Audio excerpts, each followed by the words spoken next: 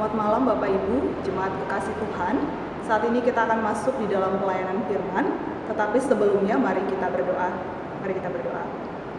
Bapa di dalam surga, kami sungguh mengucap syukur ya Allah untuk setiap anugerah Tuhan dalam kehidupan kami.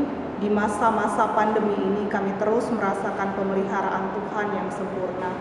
Saat ini ya Tuhan, kami akan membaca dan merenungkan firman Tuhan. Tolong kami ya Allah, pimpin kami supaya kami boleh mengerti dan memahami kehendak Tuhan lewat firman yang akan kami baca. Di dalam nama Tuhan Yesus Kristus kami berdoa. Amin.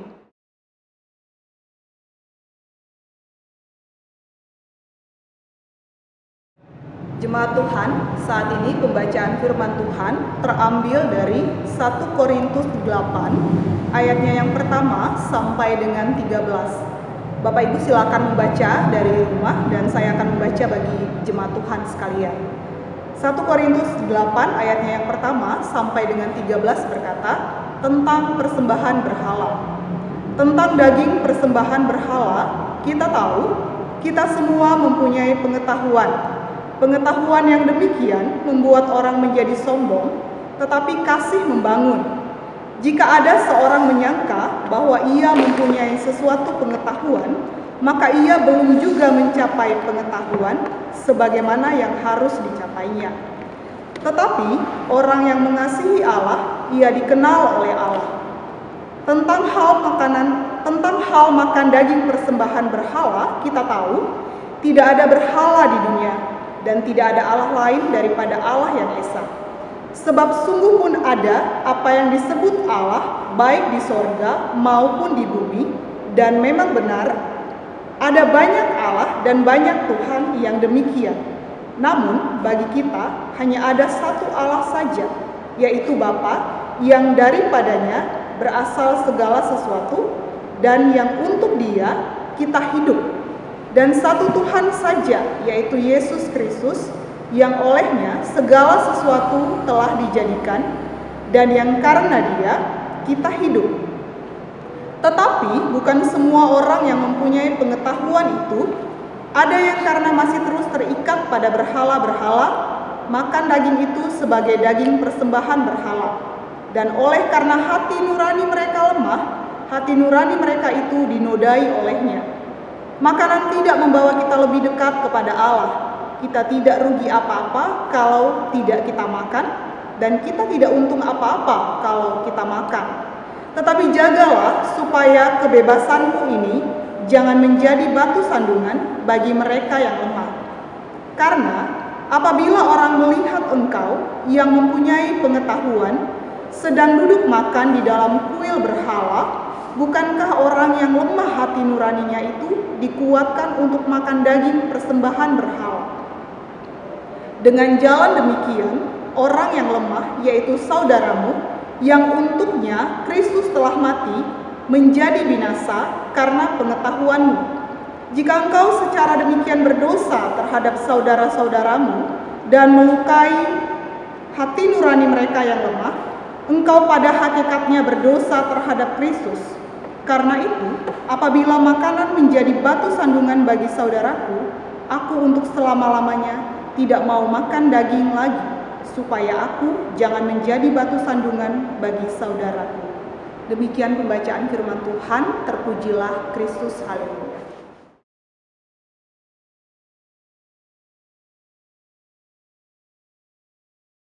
Jemaat kekasih Tuhan, surat Korintus yang kita baca ini merupakan surat balasan Rasul Paulus terhadap pertanyaan jemaat di Korintus tentang memakan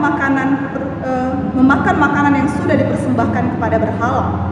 Bapak Ibu, di dalam zaman Rasul Paulus, kota Korintus merupakan kota yang strategis karena ada dua pelabuhan di sana, yaitu pelabuhan Lekeum dan pelabuhan Kenkrea.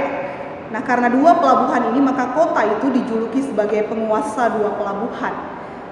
Letaknya Bapak Ibu sangat strategis, sehingga membuat kota Korintus menjadi pusat perdagangan dan sangat kaya, dan berkembang pesat baik di dalam peradaban, dalam hal ekonomi, kebudayaan, dan tentunya juga pengajaran-pengajaran, pendidikan, ataupun doktrin-doktrin. Nah, karena Korintus merupakan penguasa dua pelabuhan, tentunya kota ini banyak disinggahi oleh orang-orang asing atau bangsa-bangsa asing dari negara-negara lain. Nah, bangsa-bangsa ini Bapak Ibu, mereka membawa kebiasaan-kebiasaan mereka, pengajaran-pengajaran mereka yang amoral, yang bejat, yang tidak santun begitu, sehingga terjadi perbauran hal-hal yang negatif di kota Korintus. Ada seorang sejarawan Bapak Ibu yang berkata begini. Sejarawan itu bernama Strabo. Dia bilang bahwa kota ini, kota Korintus, merupakan kota yang bobrok secara moral. Kota ini juga didominasi oleh kekafiran dan penyembahan kepada berhala. Kenapa bobrok? Karena memang pada saat mereka melakukan penyembahan berhala, di situ juga ada ritual melakukan hubungan seksual gitu secara bersama-sama. Nah, kota Korintus ini juga kota bisnis dan kota wisata tentunya. Ada banyak sekali wisatawan yang datang ke sana dan mereka berziarah ke kuil Dewi Afrodit. Kalau Bapak Ibu pernah dengar ada namanya dewa atau Dewi Venus, itu juga sama Bapak Ibu, itu juga Dewi Afrodit. Kalau Dewi Afrodit itu dikenal di dalam mitologi Yunani, tapi kalau dewa atau Dewi Venus itu dikenal dalam mitologi Romawi. Nah, Dewi Afrodit ini dikenal sebagai Dewi kecantikan, Dewi kesuburan, Dewi pelayaran, dan juga pelindung para pelacur. Nah, di kuil Dewi ini, Dewi Afrodit, biasanya juga ada beberapa kuil di kota Korintus. Mereka biasanya mengadakan pelacuran bakti di sana dan juga ritual perayaan kafir. Jadi memang Bapak Ibu di dalam kuil mereka itu disediakan pelacur-pelacur sakral namanya. Sehingga orang-orang yang datang mereka bersama-sama melakukan hubungan seksual di sana sambil melakukan penyembahan-penyembahan terhadap dewa-dewi mereka. Nah, inilah yang dimaksud dengan Strabo tadi Bapak Ibu. Kenapa kota ini disebut sebagai kota yang bobrok secara moral? Nah, di dalam perayaan tersebut Bapak Ibu, setelah melakukan penyembahan berhala, biasanya mereka mengadakan jamuan makan malam. Nah, makan malam ini adalah memakan makanan yang sudah dipersembahkan kepada dewa-dewi mereka. Nah, biasanya orang-orang kafir ini Bapak Ibu, mereka mengajak teman-teman mereka untuk ikut serta di dalam perjamuan itu, mengajak kerabat mereka untuk ikut makan di meja perjamuan di dalam kuil, makan makanan persembahan berhala. Nah, kalau sudah selesai makan terus ada sisanya, ini biasanya dibawa pulang sama teman-temannya, dibawa pulang untuk kembali dimakan di rumah. Dan sisanya lagi yang lain itu menjadi milik para imam-imam kafir itu. Nah, para imam-imam mereka ini kemudian menjual di pasar. Nah, berarti kan secara tidak langsung sebenarnya jemaat Korintus yang percaya kepada Kristus itu mereka juga bersentuhan dengan makanan-makanan para dewa-dewi kafir tersebut. Lalu inilah yang menjadi concern begitu bagi jemaat di Korintus. Apakah kita boleh makan makanan persembahan berhala? Apakah tidak boleh makan makanan persembahan berhala? Nah, dalam hal ini Bapak Ibu jemaat Tuhan, Paulus memberikan tanggapan kepada jemaat Korintus untuk tidak terlalu menanggapi hal ini secara berlebihan atau tidak lebay kalau anak-anak sekarang bilang di dalam menyikapi hal ini. Karena memang mereka sudah tahu, orang Korintus itu Bapak Ibu, mereka sudah mengerti bahwa berhala-berhala itu tidak ada. Jadi kalau kamu mau makan persembahan berhala atau kamu nggak mau makan persembahan berhala itu nggak masalah gitu. Seharusnya pengetahuan itu, kata Paulus, adalah pengetahuan yang tidak menjadi batu sandungan buat orang lain gitu. Itulah kenapa Bapak Ibu di dalam Alkitab LAI itu memberi pengetahuan dalam tanda kutip, karena sebenarnya pengetahuan yang mereka miliki adalah pengetahuan yang belum sempurna Bapak Ibu, pengetahuan yang mereka tidak membawa orang-orang kepada Tuhan, tidak membawa mereka kepada pengenalan yang sejati, pengetahuan yang menyombongkan, pengetahuan yang tidak membuat orang-orang Kristen atau orang-orang yang baru bertumbuh imannya untuk lebih percaya kepada Kristus atau kepada Yesus begitu. Nah, Bapak Ibu, lalu apakah sekarang Bapak Ibu di masa sekarang ini perikop ini relevan? Tentunya Alkitab sangat relevan sampai sekarang gitu ya, karena Alkitab itu kekal sampai selama-lamanya. Nah, Bapak Ibu, ini masalah ini sebenarnya bukan masalah makanan yang dipersembahkan kepada berhala, tetapi juga sebenarnya bagaimana sikap kita orang percaya, bagaimana kita bersikap di tengah-tengah kehidupan orang Kristen yang lain, terutama bagi mereka yang baru saja percaya atau baru bertumbuh imannya. Karena Bapak Ibu, setiap sikap kita, setiap tingkah laku kita itu punya dampak, membawa dampak kepada orang lain, membawa dampak kepada orang-orang di sekitar kita. Tentunya kalau sikap kita positif, ya itu membawa dampak yang baik bagi orang lain. Nah, kalau sikap kita negatif, tentunya juga membawa dampak yang negatif atau membawa dampak yang buruk atau keliru bagi kehidupan orang lain, Bapak Ibu. Bapak Ibu kekasih Tuhan, orang Kristen, Bapak Ibu, adalah orang-orang yang ditebus dari kutuk. Orang-orang yang sudah ditebus dari kutuk. Orang-orang yang sudah ditebus dari perhambaan akan dosa. Sehingga Bapak Ibu, kita tidak lagi menjadi budak dosa. Kita tidak hidup lagi diperbudak oleh dosa oleh karena Kristus. Dalam ayat yang ke-9 dikatakan begini Bapak Ibu. Tetapi jagalah supaya kebiasaanmu ini jangan menjadi batu sandungan bagi mereka yang lemah. Kita sekarang adalah orang bebas, orang merdeka oleh karena Kristus. Maka kebebasan yang kita miliki sekarang adalah kebebasan yang bertanggung jawab. Bukan bebas lalu kita melakukan apapun sebebas-bebasnya. Bebas ini Bapak Ibu, kita bebas dari belenggu dosa. Jadi bukan bebas kemudian kita semena-mena, suka-suka hidup begitu. Bukan seperti itu. Tapi bebas adalah bebas yang bertanggung jawab. Bebas yang memiliki kebijaksanaan. Tentunya kebijaksanaan yang disertai, tentunya kebijaksanaan yang berasal dari Kristus. Bapak Ibu, ada kalanya perbuatan kita itu sepertinya buat kita tuh nggak apa-apa gitu, tetapi buat orang lain itu justru apa-apa, ada apa-apanya atau ada masalah sebenarnya gitu. Contohnya Bapak Ibu, hal yang sangat dekat sekali dengan kehidupan kita, penggunaan handphone. Handphone baik kan? Baik dong. Handphone ini adalah satu fasilitas yang tentunya sangat meringankan kerja kita, apalagi di zaman sekarang gitu ya. Tetapi handphone akan tidak baik kalau dipakai tidak sesuai dengan kondisi Bapak Ibu.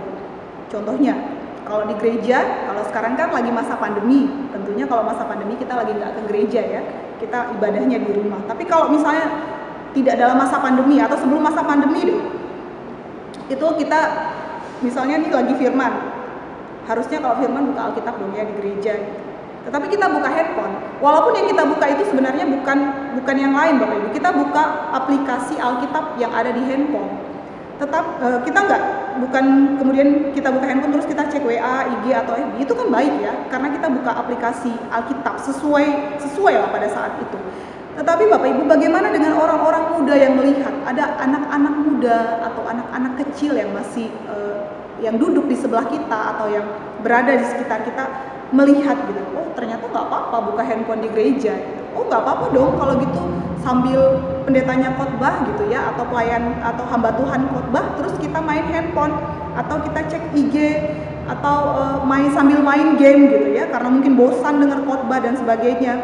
Nah, hal seperti ini Bapak Ibu bisa menjadi batu sandungan buat orang lain, walaupun yang kita lakukan itu nggak apa-apa gitu, tapi kita lihat dulu situasinya. Contohnya alkohol Bapak Ibu. Nah, apakah kita boleh minum alkohol? Apalagi di dalam perjamuan kudus kan? Kalau di gereja kan ada perjamuan kudus dan tentunya anggur mengandung alkohol. Nah, tetapi Bapak Ibu, alkohol itu bisa diminum, tetapi kalau sudah melebihi gitu atau berlebihan kita memakainya atau meminumnya, apalagi kalau kita misalnya sampai minum di gereja terus sampai mabuk di gereja, itu kan bukan sesuatu yang nggak etis lagi Bapak Ibu. Justru hal seperti itu membuat kita mengotori hadirat Tuhan, apalagi kalau sudah ditegur sama pendetanya misalnya gitu kan. Nah itu kan jangan marah gitu, kita nggak boleh marah karena memang hal tersebut adalah bukti kasih seorang hamba Tuhan kepada jemaatnya. Jadi jangan marah ketika ada orang yang menegur kita.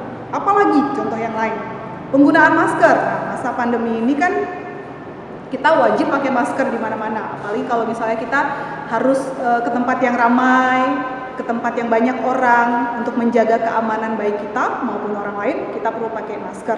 Nah, kita suka kan Bapak Ibu menyarankan anak-anak kita atau juga orang-orang yang lebih muda untuk ayo dong pakai masker kalau di tengah kerumunan orang banyak. tetapi kita sendiri nggak pakai masker. Nah itu kan jadi batu sandungan lagi buat mereka. Ngapain pakai masker, orang mama aja nggak pakai masker, atau tante aja nggak pakai masker, begitu.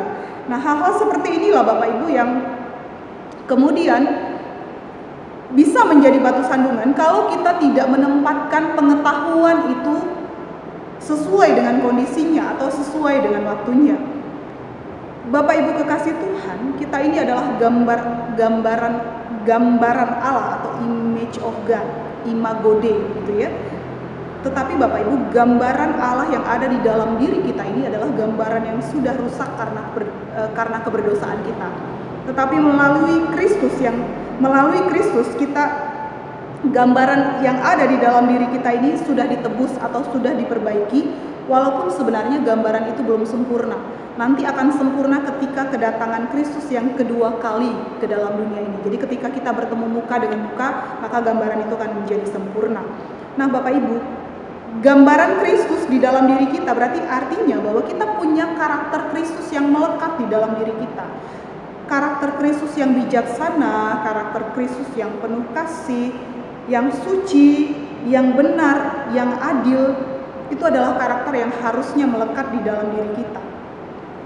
Nah, Kristus itu adalah teladan kita Bapak Ibu. Maka kita berharap kita sendiri juga boleh menjadi teladan bagi orang-orang percaya lain di tengah-tengah kehidupan kita, terutama bagi mereka yang baru percaya kepada Tuhan. Bapak Ibu, Amsal 1 ayat 7 mengatakan begini Bapak Ibu. Takut akan Tuhan adalah permulaan pengetahuan, tetapi orang bodoh menghina hikmat dan didikan. Bapak Ibu, pribadi yang takut akan Tuhan adalah pribadi yang mau tunduk pada kehendak Tuhan. Pribadi yang takut melukai hati Tuhan.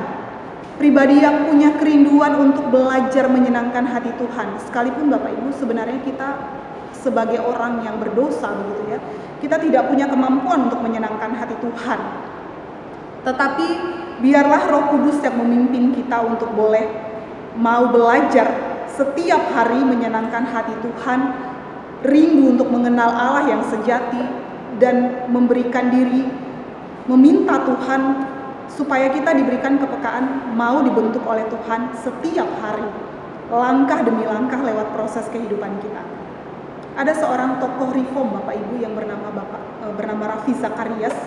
Dia baru meninggal April kemarin Bapak Ibu, mengatakan begini. Kebebasan sejati bukanlah kebebasan untuk melakukan apa yang kita mau, tetapi kebebasan sejati adalah kekuatan untuk melakukan apa yang seharusnya kita lakukan. Itu juga merupakan keberanian yang sejati. Semoga Tuhan memberikan kita kekuatan. Itu kata Ravi Zacharias. Bapak Ibu, semoga Tuhan juga memberikan kita kekuatan untuk hidup takut akan Tuhan, hidup belajar menyenangkan Tuhan, hidup mau dibentuk oleh Tuhan, hidup yang mau dipimpin oleh Tuhan, dan hidup yang mau menjadi teladan bagi kehidupan orang lain. Karena Kristus sudah terlebih dahulu menjadi teladan bagi kita semua. Semoga apa yang saya sampaikan hari ini boleh menjadi berkat buat Bapak Ibu sekalian. Tuhan Yesus memberkati.